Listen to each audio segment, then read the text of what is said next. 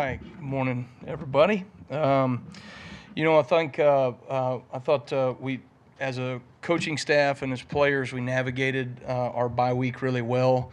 As I said last week, a bye week can be self-serving in a number of different ways for what your program needs, what your individual players need, some things that we look at schematically on defense. Um, you want to be able to self-scout what you're giving away, what you're doing well, what you need to get corrected moving forward. And I thought we had a really productive week in that regard. Some younger players that took steps in the right direction. We were able to focus and pinpoint on some things fundamentally that we've got to continue to work on and execute at a higher level. And so that certainly was a good week and got a whole lot done from that perspective. Looking at Georgia, this is obviously a team that has had tremendous success over the last few years. You look at their program, Coach Smart and his staff are going into their 9th season together. We're in our 1st season together. You think about, all the things that they have built within that program, and they've really done a great job in terms of building a culture, recruiting base, developing great players within their program, and it's showed up on the field. And so we'll certainly have our work cut out for us from that standpoint. I think offensively, Mike Bobo has had a really tremendous career, has done a great job wherever he has been. I think he has been very efficient with his offense here, the last couple of years. I think he's done a really good job of attacking people. He's aggressive, takes shots at different parts, keeps you guessing, keeps you off kilter, and then certainly is committed to being able to run the football as well. I think their quarterback, Carson Beck, is as good as it comes in college football right now. Incredibly efficient with his decision-making, does not take many sacks. Rarely turns the ball over, takes care of the football, and I think he does a really tremendous job in his intermediate throwing game, and has great accuracy in those things. Really quick release, great decision maker.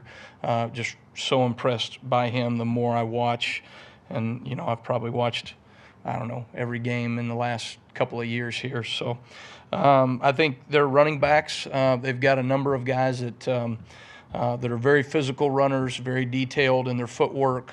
They're patient. They set blocks up, and certainly can create explosive plays in their run game at any given moment. I think they're committed to running the football, and you've got to do a great job of being consistent in the fundamentals and schematically knocking out the run down in and down out.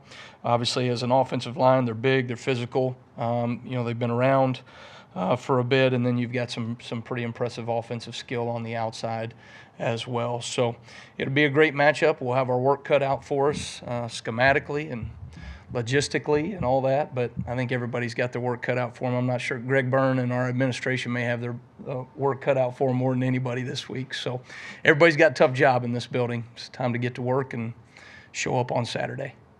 All right, thank you, Coach. Let's start front right with Nick Kelly. Yeah, any game it's important to generate pressure, but how key is it just with all the weapons and things they have offensively and with what Carson Beck can do for you guys to get after him and create pressure? Well, I think as an offense, they do a really good job of minimizing the risk for their quarterback. I mean, they get the ball out of their hand, they try to establish the run, they get the ball on the perimeter early. They will take shots, and they'll take shots early in the game, but you've got to find that fine balance of playing good, sound coverage and also not making the quarterback feel like he can just sit in the pocket and pick you apart. Long developing plays in the passing game, right? I think they do a really good job if he has time, right, and hitting most of those things because he's incredibly accurate at different portions in the field, the short game, the intermediate game, and then certainly he can make the long throws downfield. I think this guy's a complete quarterback. I mean, he's really as good as I've seen the last couple of years here. So I think for us, we certainly have to be mindful of making him uncomfortable, but you want to make sure that you are not sacrificing things from a coverage perspective in order to get that done. Stay on the right side with Charlie. Yeah, Coach, you talked about how you've known Christian Robinson for a long time. Just what makes him a good coach at such a young age? Yeah. C-Rob, I've we were fortunate enough to both coach under my dad. I thought, my dad always did a really great job of developing young coaches underneath him. He treated us all like position coaches. During his time at Ole Miss, I mean, he had myself, Christian, who's had a really tremendous career since he's left Ole Miss, and then DeMarcus Covington is the defensive coordinator for the New England Patriots, and then you've got Trey Scott, who's the D-line coach at Georgia. So those were the 4 GAs that my dad had over those couple of years there, and really, I think Christian earned enough respect out of from my dad and the rest of the defensive staff to his second year get to coach the inside linebackers and really spend a lot of time with those guys on the field and in the meeting room. And I think that's a credit to who he is, the character that he has, the work ethic, and he's also a very smart ball coach that's got a bright future. Go left side to Chase. When you looked at the Georgia-Kentucky video, what were some of the things Kentucky did well to hold Georgia to 13 points? Well, I thought Kentucky played really hard. They played at a fever pitch. They were physical. They played with great effort and finish. I think they've got some guys up front that do a really good job in the run game from a D-line standpoint. And I thought they played the game defensively the way it's supposed to be played. They were attacking on defense. They didn't do too much. I think that's something you got to be mindful of against these guys. They give you a lot of window dressing and eye candy, whatever you want to call it. A lot of formations, a lot of shifts, a lot of pictures, and you've got to be able to fundamentally line up and execute, and yet at the same time do enough to be able to create negative plays and takeaways. And so there's a fine balance there, but I thought Kentucky did a really nice job of that. Back left side, Steven. Coach, you mentioned players taking steps forward in the bye week. How did Yancey Pierre take a step forward? Yeah, I thought Yancey continues to have an urgency when he comes out to practice to better himself and thus this football team. It's really rewarding and fun as a coach to see a young man mature right in front of you, and I think he is taking steps from a fundamental standpoint, understanding what we do within our scheme to maximize his opportunities when he's getting out on the field, and he's just becoming a more consistent football player across the board. All right, going back and right over to Ryan. Coach, not a lot of teams have had success with Georgia over the past few years, but this Alabama team has last year as most recent. Do you rely on those guys, Malachi, Deontay, maybe even Coach Saban, what you've picked his brain on him? What's the secret against Georgia? Well, I think certainly the experience of our players being in big moments. They've played in the SEC. They've had success in the SEC. They've had success against Georgia. Certainly you want to rely on the experience of those players. There's a lot of young players on our defense that don't have those experiences, right? And we talk about experience being finite, but also as best you can, you want these younger players to be able to draw upon the experience and confidence that comes from guys like Malachi and Deontay and a number of our defensive line, right, that has, played in SEC matchups and particularly against Georgia. And so those are things that we're going to rely on, and hopefully our experience shows up in the right way Saturday night. Go to Colin on the front side, left side. Hey, Kane. Obviously, this is a defense you've said that, they want to have a reputation of takeaways, swarm defense. This is a Georgia offense that doesn't really, have a lot of opportunities for takeaways, and I'm curious, for a defense that kind of takes momentum through takeaways and those opportunities, how do you encourage your guys to kind of force those opportunities for an offense that really doesn't give them all that much? Yeah.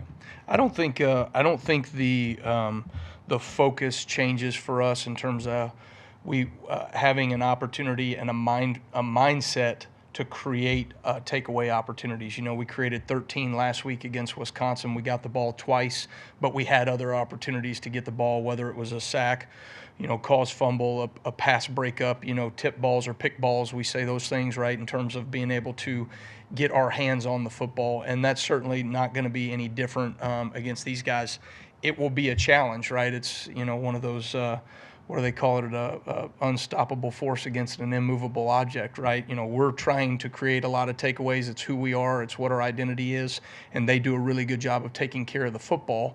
And we've got to, we've got to do our best to be able to be +1 in the turnover margin on Saturday night. I think that's going to be a huge piece of the game, is who can take care of the football and who can take the football away.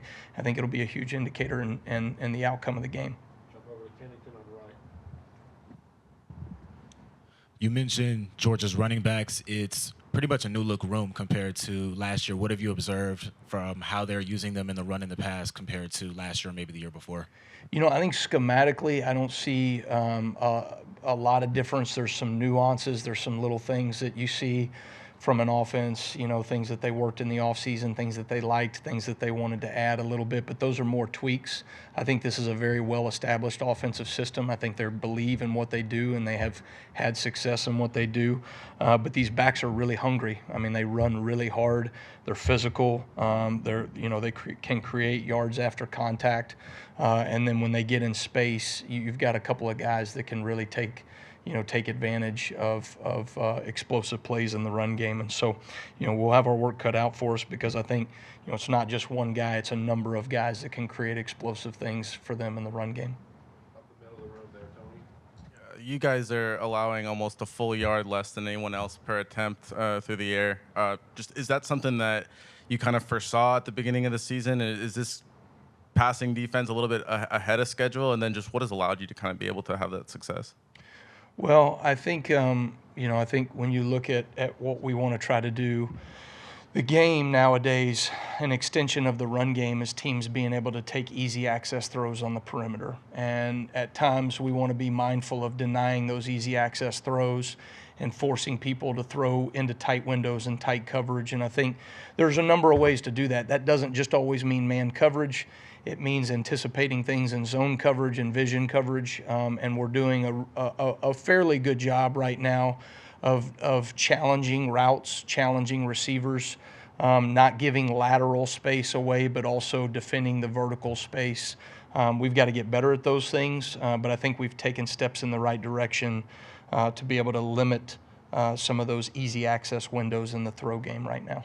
All right, we got 2 questions left. Let's go all the way back in the room. Standing out there. Hey, Kane. Obviously, 2 versus 4 going to be a playoff atmosphere in the middle of the regular season. I mean, how much is a game like this part of the reason that you take this leap from South Alabama to taking the defensive coordinator job here at Alabama? Yeah, I think, I've said this before, but you come to Alabama to compete against the best and to create value, right, for yourself as an individual, as a player, and value for this team. By executing when it matters most, right? I tell our players this all the time.